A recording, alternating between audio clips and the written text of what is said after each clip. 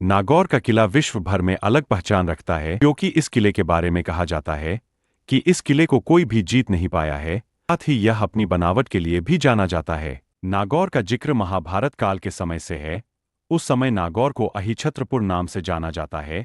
इस किले की सर्वप्रथम नागवंशी राजा ने करवाया जो मिट्टी का किला था। लेकिन 11वीं शताब्दी में पृथ्वीराज के सामंत कैम्बास ने इस किले का पुनर्निर्माण करवाया जो बाद में ईंट व पत्थरों में चुनवाया गया। इस किले का साहसी राजा अमर सिंह को कहा जाता है क्योंकि उन्होंने शाहजहां के साले सलावत खां को मार दिया तथा अंतिम राजा बख्त सिंह थे। नागौर का किला इसलिए प्रसिद्ध है क्योंकि इसकी बनावट एक भव्य तरीके से की गई है। इस किले के निर्माण में पत्थरों के साथ छोटी छोटी ईंटों का भी उपयोग किया गया जो इस किले को मजबूती व विशेषता प्रदान करता है। और इस किले के अंदर बादल महल स्थित है जिसमें दीवारों पर हल्के रंगों के प्रयोग करके दीवारों पर अनेक प्रकार की भव्य चित्रकारी की गई है।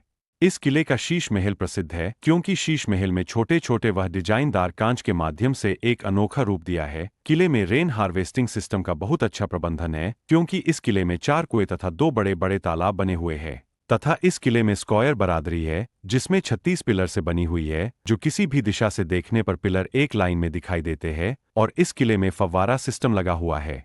अहिछत्रपुर दुर्ग के बारे में कहा जाता है इस किले को कोई भी अन्य आक्रमणकारी जीत नहीं पाया क्योंकि इस किले का बाहरी परकोटे को 3 परतों में निर्माण किया गया है। इसलिए तोप के द्वारा सही निशाना साधने पर या तो गोला दीवारों से टकरा जाता था अन्यथा किलो बीच में से ऊंचा होने की वजह से और परकोटा थोड़ी ढलान में होने के कारण बारूद का गोला किले के ऊपर से निकल जाता था। इसलिए इस किले को कोई जीत नहीं सका।